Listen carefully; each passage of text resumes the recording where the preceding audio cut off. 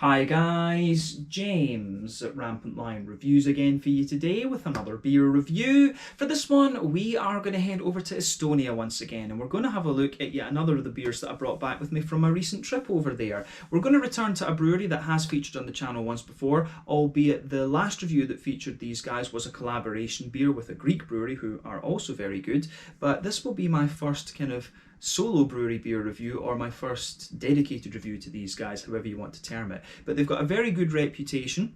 Unfortunately, their beers don't seem to make it here to Scandinavia very often, so that's why it's taken me so long to get around to reviewing something from these guys properly. But yeah, we know that Estonia has some very, very nice beers. This one is a style that I've never really seen before, and it seems to be really quite highly regarded. So very curious to see how it turns out. Hopefully it's a good beer, and I hope that you guys enjoy my take on this one as well. So let's see how we get on. For this review, we will head to Tallinn, the capital city in the northwest of Estonia, and we're having a look at another beer from Sori Brewing. So this particular beer is called Vinum Dominus. It comes in at 12.2% ABV, and the description that they give of this beer is a limited release rye wine aged in Heaven Hill Distillery bourbon barrels. So yeah, a bourbon barrel aged rye wine.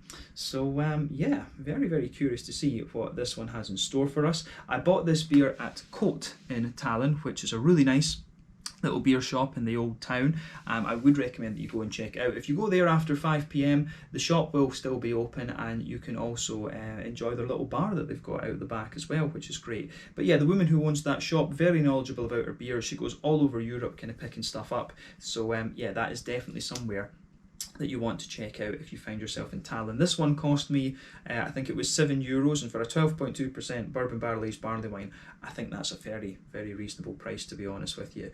So yeah, €7, so that's roughly about £6.25 or something like that, and I guess about, you know, $8.25, something like that American. So yeah, that gives you an idea of the price, but really looking forward to trying this one, and as I said earlier, I hope that you guys enjoy my take on this beer as well. Let's get cracking with this review then, guys. So as always with my reviews, I'll tell you a little bit about the brewery before we taste the beer. If you want to get straight to the tasting, just fast forward. All the usual links are in the video description below. That's the brewery website, the link to my other reviews that I've done involving Sori Brewing before, and hopefully we can add some more to that list in the fairly near future. But there's all the usual social media down there. If you want to see more reviews, do please consider subscribing to the channel. The whole channel, of course, has a geography-based tagging system, so you can go into the homepage and search for beer based on country, city, state, county, province, prefecture, whatever it is you happen to be interested in. Do check out the playlists of beers from different countries. There is one there for all the Estonian beers that I've reviewed for you. That's being added to quite regularly at the moment because I still have quite a few Estonian beers to work my way through. But as always, please do get in touch and let me know some of the other beers and breweries that you guys would like to see me review. It's always great to hear from you guys that are watching the videos, and the support that you show the channel is hugely appreciated. And you will find the link down there to Quote, their Facebook or Instagram page in the video description too. But let's go on to the brewery history then, on to my brewery notes. So, Sori Brewing, as I've mentioned to you already, are based in Tallinn in the northwest of Estonia, the capital city, and the company was founded back in 2013 by Puru, Patrick Hurula, Heikki Uotila and Sami Heino, who are all from Finland. But the brewery are based in Estonia because of the bureaucracy that was involved in establishing a brewery in Finland at the time. I think it's a little bit easier these days actually. But Heikki comes from a background in online retail and marketing. Puri is an entrepreneur and has worked in the finance industry as well as the paper industry.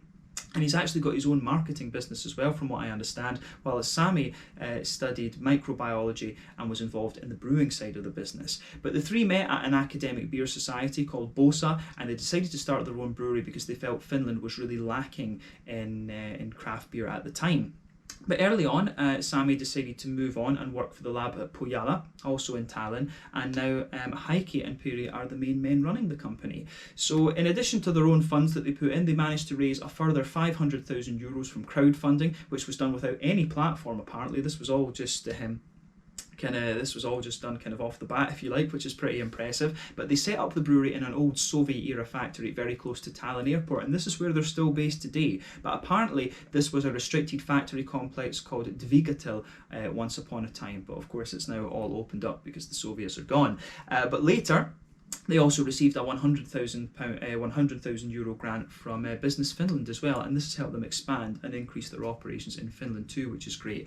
The current head brewer is Timion McDowell, and as of April 2021, when I'm filming this review for you, these guys have produced around 120 different kinds of beer. They've got a very good reputation. They're one of the better known Estonian breweries these days, but like I said, I know that the Dutch beer tubers can get these beers fairly easily, but here in Scandinavia until now it's been quite difficult to get hold of anything from Sori. So I hope that at some point I can pick up a few more of their beers and review those for you over time here on the channel, because I know that these guys do some very, very good stuff. They are very highly regarded. But yeah, that's all I can really tell you about Sori Brewing for the moment. They do have a tap room as well in Helsinki, and so yeah, you can get these beers in Finland fairly easily too.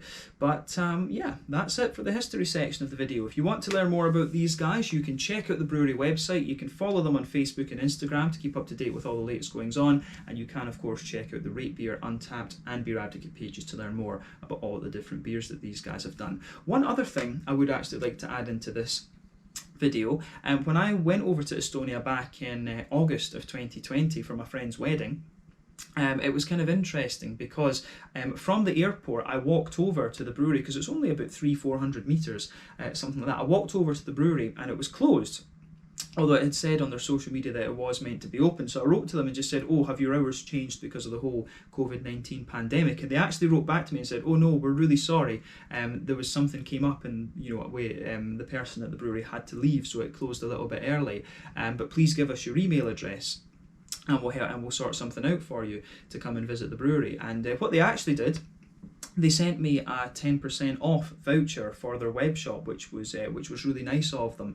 So yeah, that's great customer service. I never used it, unfortunately, because I was taking back a load of different things from different breweries in Estonia that time. But yeah, I thought that was awesome that they did that. They did that anyway. So yeah, I think that was very, very cool of them. So you will get very good customer service from Sori. We'll say that about them. But anyway, let's focus on the beer itself now. It's about time to do that. But yeah, as you can see, the artwork on this one is one that's going to annoy the camera a lot. I'm not sure how well this one has kind of shown up throughout the video, because you can see it's got a nice shiny silver sort of thing going on. But yeah, it is really nicely presented. The only thing I would say to them is maybe use a slightly more kind of satin finish label for beer tubers like me. But yeah, I guess I'm a very small portion of their market. But yeah, it says on the top here, serious beer for not so serious people. And yeah, I quite like that slogan actually. I don't know exactly when this beer was bottled, to be honest with you. It doesn't say anything about that on the side of it, but it does say that it's best before the 25th of the 3rd, 2025. So yeah, maybe it was bottled. I'm guessing 5 years seems like a reasonable time to put it in. So maybe it was bottled sometime in March of 2025, and I would have bought this in August of 2020. So I've had it about 8 months or so now, and then Coat must have had it for a little while too when I bought it. But yeah, there you can see the Sori Brewing bottle cap, which is very, very nice. So yeah, 330ml bottle, as I mentioned earlier, €6.80, which for what this beer is, I think is very good. A 12.2% bourbon barrel-aged rye wine. Very curious about this. Let's get it open and see what we've got in store here. Nice little bit of smoke on the opening. Put the bottle cap into my little bottle cap glass, can't speak, and we'll get this guy out and get on with the tasting.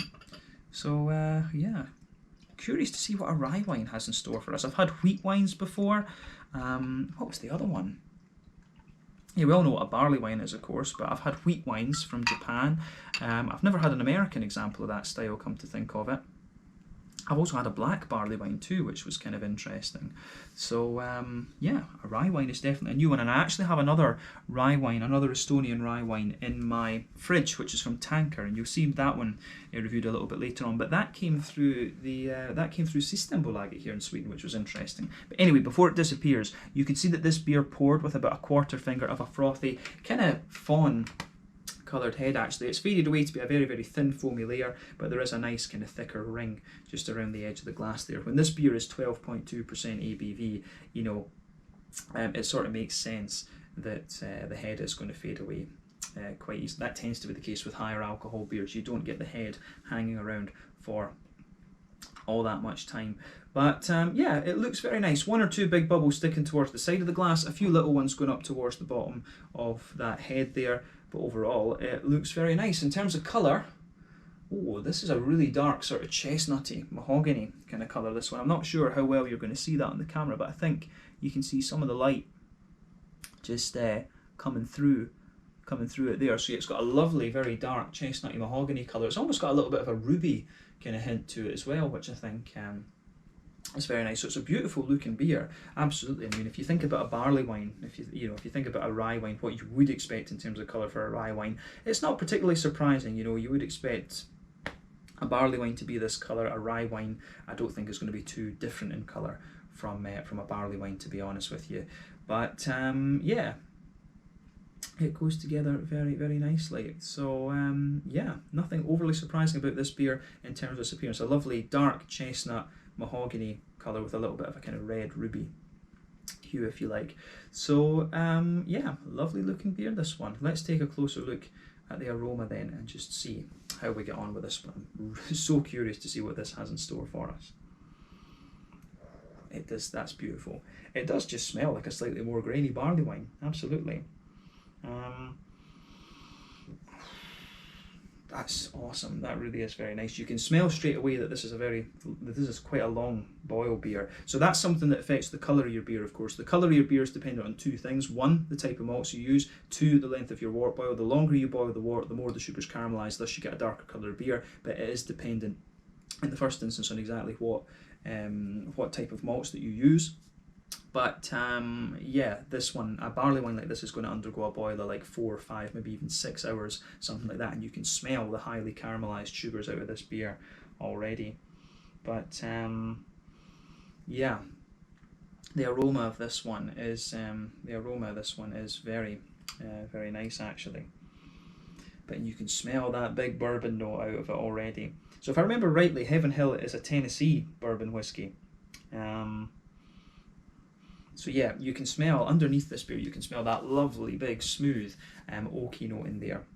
So that forms the backbone of the beer. There's a little bit of vanilla mixed into that, but then you can smell that brown sugary bourbon sitting on top of that. As I've told you in previous reviews, I've always personally found that bourbon whiskey is a lot more brown sugary than my native Scotch whisky, or even Irish whisky for that matter as well. The Scottish whisky is a little bit more sort of grainy, if you like, and sometimes it can be a bit smoky, obviously, it can be a bit citrusy and things, but yeah, Scottish whisky is definitely more sort of grainy, if you like, than the American whiskies, which are quite, the American bourbon whiskies, I should say, which are quite sweet. So you definitely get that sort of slightly toasty, but very sweet brown bourbon sugar mixing in with the woody side of this beer as well. The bourbon notes in this beer are quite dominant in this case as well, so you can get quite a bit of that. But of course, on top of that, you can smell a lovely sort of, you know, it's almost like a German rye bready note. I do miss living in Germany and having the German rye bread because it's beautiful. The Czechs had very nice rye bread as well, from what I remember. But yeah, you get that lovely kind of brown rye bready quality just sitting on top of that, and you also get a lovely kind of treacly molasses kind of thing in the middle of the nose too. There's an element of sweet caramel in there, and you also get some nice kind of biscuity. You also get some really nice kind of biscuity elements out of it as well. So the aroma out of this beer, I have to say, is the aroma that comes out of this beer is absolutely beautiful. So yeah, the aroma with this beer is awesome. It's, you know, for a rye wine, it is pretty much what you'd expect. You've got a lot of the brown sugary notes that you would expect of a barley wine, but it's just a little bit more kind of rye bready, if that makes sense. So yeah, as the name would suggest, you just get a little bit more of a kind of brown bready, sweet German rye bread type element out of this one. The barrel aging mixes in with that very nicely, and of course you've got all these kind of complex brown sugary elements too. I really like how this beer goes about its business. So yeah, it gets a big thumbs up from me in that regard too. So yeah, it's lovely. It really is very, very nice in terms of its malty and barrel aging side of the aroma. So yeah, let's focus on the hoppy and fruity side of things then before we taste it.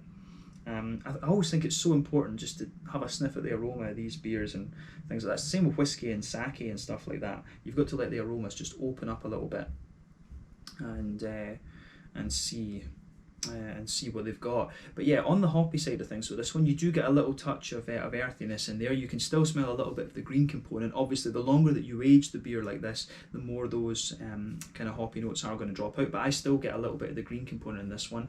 So a bit earthy at the back of the nose, a little bit floral, but not spicy and big or anything like that. Just a nice little bit of a spicy floral note. Then you've got some really nice sort of grassy.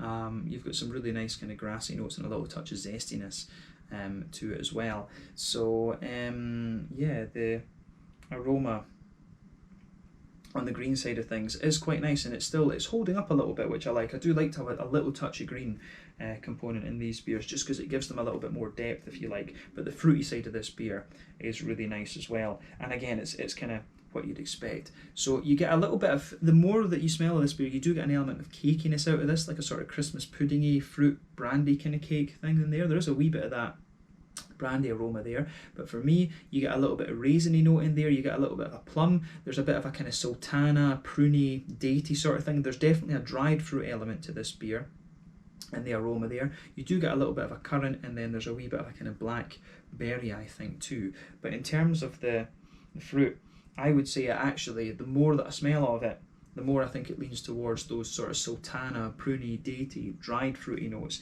So I really like how that side of things, I really like how that side of the beer comes together. It is very, very nice in that sense. So yeah, the fruity side of this beer goes with it really well as well. And there's a nice kind of theme of this one. The sort of bourbony notes, the sultana, datey, pruny, dried fruit sort of things, and the green component, the slight earthiness of the green component, and the rye bread, I think works very, very well. So aroma wise, this beer gets a big thumbs up from me, and it just increases my curiosity about it. I really wanted to examine this beer in depth because, as I say, it's a style I've not had before. But I think it's about time we taste this one. So let's go for it. So just to make sure I've got the name right, this one is the Vinum Dominus, 12.2% bourbon barrel aged rye wine from Tallinn in Estonia, from Sori Brewing. Very curious about this, my very first rye wine here on the channel. Let's get stuck into this one. Slanja, Skål, Kipis, since it's part Finnish as well, and Tervisex. Let's go for it. Cheers.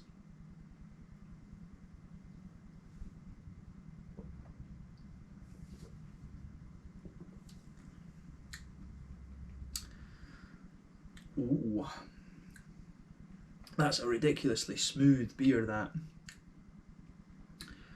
Although maybe smooth isn't the right descriptor, it's maybe more slick. But I'll just say straight away, that is very, very nice. This beer is going to take a little bit of time to kind of open itself up, because when you take it in, it's the wood and the bourbon that you get out of this. So that's, yeah, the woody and bourbony notes kind of dominate the flavour in the beginning, definitely. So this beer will take a little bit of time to show you everything that it's got to offer. But then when you've got 12.2% barley wine, it's a sipper. It's definitely a sipper, isn't it?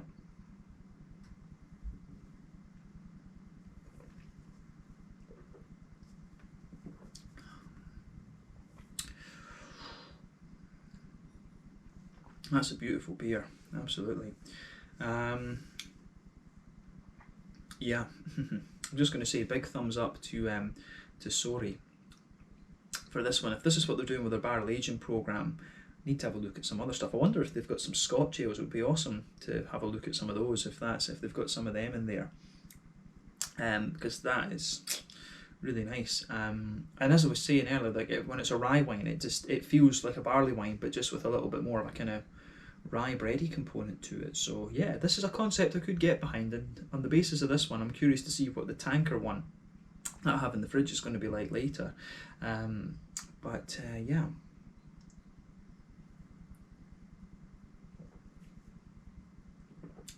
So yeah, let's break down the flavour of this one then. So straight away with this beer, the backbone of this beer, it's that American oak. It's that smooth oaky quality that just blankets the middle of your tongue there, which is really, really nice.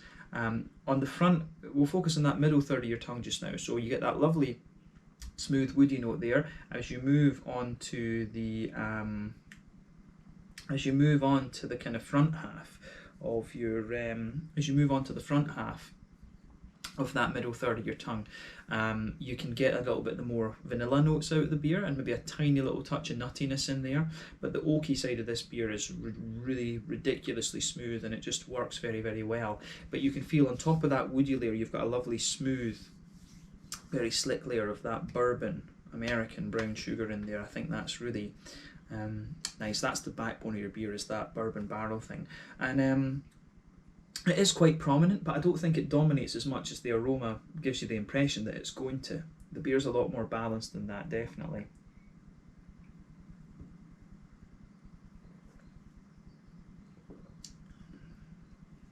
And yeah, it's interesting because sitting on top of that layer is, as I say, it's really slick. And it just, the back, you know, the middle of your palate feels really, really slick. But the other flavours are just sitting on top of that woody bourbon sugar layer that I've described to you. So it's great. I love that. But yeah, you just get a nice layer of that kind of brown German rye bread kind of sitting on top of that. It doesn't come across as too thick, incidentally. It just kind of sits there. And as you progress further into the aftertaste, that middle third of your palate definitely becomes a little bit more sort of bready in a sense. So I really, really like how that goes together. But yeah, this is just like a slightly more kind of brown bready, rye bready barley wine. So yeah, I can get behind that. It certainly works. I wonder why more breweries aren't trying this actually, and I wonder why it's taken me so long to find a style like this. As I say, I've had black barley wines, I've had wheat wines as well from Japan, which were really interesting. So yeah. In the very centre of your palate then, there's a nice kind of big, in the very centre of your palate you get that nice big treacly molasses kind of element out of this one. I wouldn't describe it as being madly thick. It's not insanely thick, come to think of it. It's just nicely executed, I would say, in that sense. So yeah, so you get that nice big treacly molassesy note in the middle of your palate, and it's like a little circle, but it doesn't spread out too far, so you've got quite a concentrated brown sugar element right in the dead centre of your palate. As you move further out from that, it gets a little bit more kind of caramelly. It gets a little bit more sort of, yeah, it gets a little bit more kind of biscuity, if you like. You do get a little bit more of a kind of toasty caramelly element as well, and then if you move towards the very edge of the palate, the extremities of your palate, you'll start to get a more kind of McVitie's digestive biscuity sort of element coming out of the beer. So yeah, I really like how all of that goes together. Absolutely.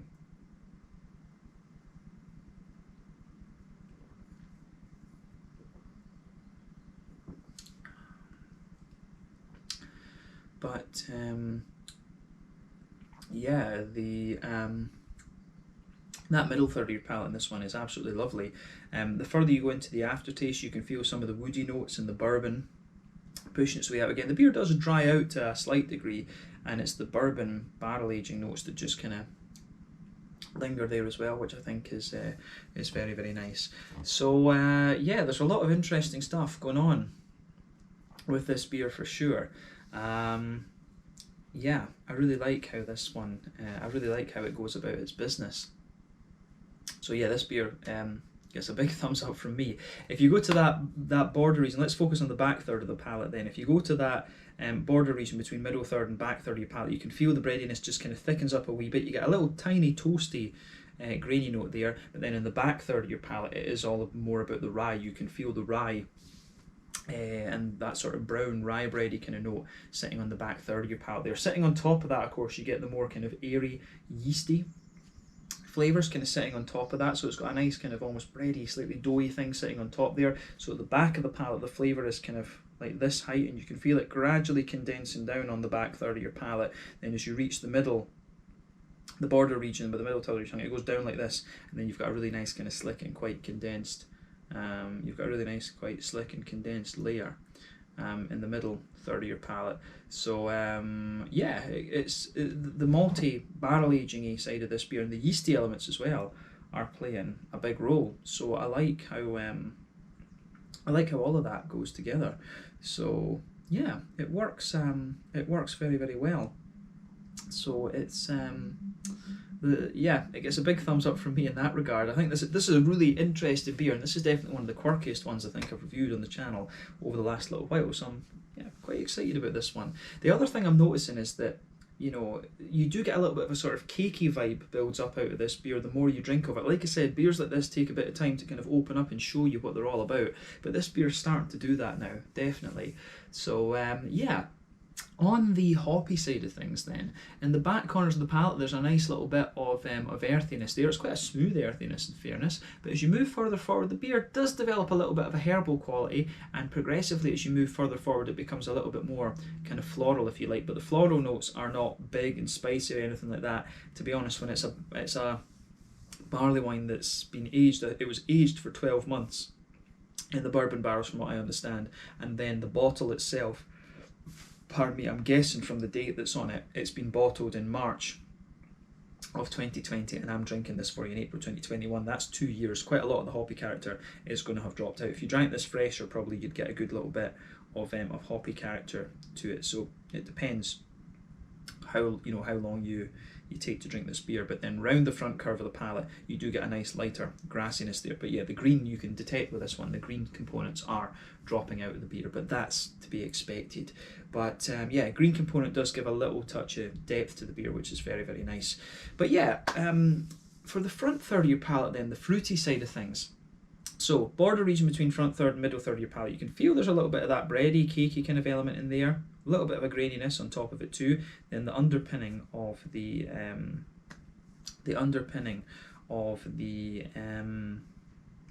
front third of your tongue is a more kind of brown bready type element in there. So yeah, I like how that side of things pieces together as well.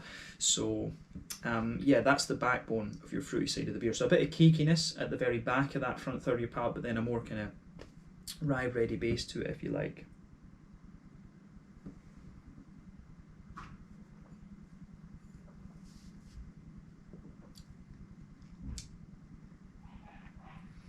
So yeah, the fruity side of this beer though is really nice. As I always say, you get that nice oily bubble where those juicy fruity esters just roll their way out of the beer. So you do get a little bit of a kind of raisiny sharpness on the beginning when you take the beer in, but on the back half of that front third of your tongue, it's all about the sultanas, definitely. And just to be clear what I mean with sultanas, dried green, white, kind of pinky grapes. It's all about that, because I've had people ask me about that in reviews before. So raisins for me are dried purple grapes, sultanas are dried white, green and kind of reddy coloured grapes. So for me, this beer, there's a lot of dried kind of sultan in there. You're getting a few peary sort of esters out of it as well, which is quite interesting. So yeah, this is an interesting, because I would have expected a little bit more kind of red fruit and things from the beer going by the aroma. There is definitely a little bit of a figgy element to it. As you move further forward on the tongue, it does get a little touch of a red fruity note, and then maybe like a kind of red currant forming the backbone of the beer in there. And maybe a little bit of a red berry sort of thing. But yeah, this is definitely a more kind of dried fruity note that you get with this one. Definitely some dates in there as well. I think there is a wee bit of a datey thing. So yeah, dates, figs, sultanas though the main component, a little bit of a peary note to it, and then on top there is a wee touch of raisin and a bit of red currant and red berry on the other part of the beer. But yeah, the fruity side of this beer I think is really interesting, very dried fruity and just, you know, again, very, very nice. So it gets a big thumbs up from me in that regard. The fruity side of this beer suits the kind of bourbon barrel-aged backbone that it has. So yeah, I think that rounds off our analysis of the flavour quite nicely actually. But like I say, this beer takes a bit of time to show you what it's all about, so just ponder it over, as I say. But anyway, let's round off the review with the mouthfeel then. Definitely a full-bodied beer, there's no question about that.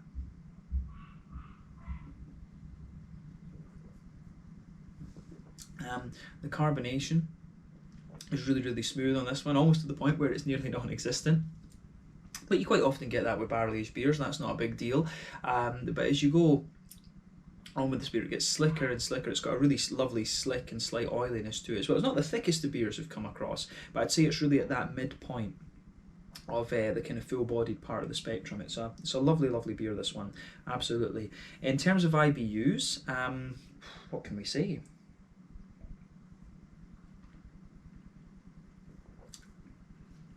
This beer really doesn't feel as if it has much IBU to it at all, to be honest with you. I think it must be about 15, 20 IBUs. Correct me on this if I'm wrong. And remember, this is my weakest point of beer review, and finding IBUs is one of my weakest points when it comes to beer reviewing. But yeah, I don't think this beer has very much IBU to it at all, which is a bit surprising when you think about a barley wine. Usually barley wines can have a bit of that, but then again, remember, this one is roughly about 2 years old, so in some ways that makes sense. Hops drop out over time. But yeah, interesting to think about. So yeah, there is a wee bit of hoppy bitterness. You do get a little bit of it on the kind of front corners of your palate. And there's a wee bit of zestiness to this beer as well, remember. But yeah, just a little touch of zestiness, I would say. But the malty barrel aging side of things is very, very smooth. It all fits together really well. You do get a little bit of graininess from the rye, but the rye I think is a very kind of smoothening element of this one. But lovely oily fruity notes, a little bit of a kind of dried fruity component in there as well. But overall, I think this beer is just really, really nicely done. That's what I've heard Sori Brewing are capable of, and this beer kind of shows it. So yeah, I definitely would be curious to try a few more of these. I will need to get back over to Estonia again at some point and visit my friends again. I always enjoy my trips over there, so when we do that I will make sure that I pick up a few more Sori beers actually. So yeah, I think this has been a really nice first dedicated review to Sori Brewing. This one was the Vinum Dominus Bourbon Barrel Aged Edition. I think there might be a few different editions of this beer, but a 12.2% rye wine aged in Heaven Hill bourbon barrels from the States. Beautifully done beer, and I think it shows you that Sori Brewing are very good when it comes to their barrel aging side of things. So we need to try a few different styles of beer from these guys and see what it's all about. But yeah, let's leave it at that for this one. Once again, thank you for watching my beer reviews. Until the next time, please like, subscribe, share, all the usual YouTube stuff. Let me know your own thoughts on this beer in the comment section below. Let me know what your favourite beers are from Sori Brewing. We will return to these guys next time as possible. As I say, I don't know when I can get a hold of more stuff from Sori Brewing, but yeah, I would love to review a few more of their beers. I'll keep an eye on the Dutch web shops, because I know the Dutch guys can get a hold of Sori quite easily, and I'm sure I'll do like a Brazilian order again at some point from the likes of Bourbon and stuff. But yeah, the Vinum Dominus Bourbon Barrel Aged Edition, 12.2% bourbon barrel aged rye wine from Sori Brewing in Tallinn in the northwest of Estonia. Awesome stuff this. Thank you again for watching. Check out my social media, check out these guys, let me know your own thoughts as always, and I'll catch you guys in the next review. Slàinte, skål, keep peace, tervi sex. Cheers.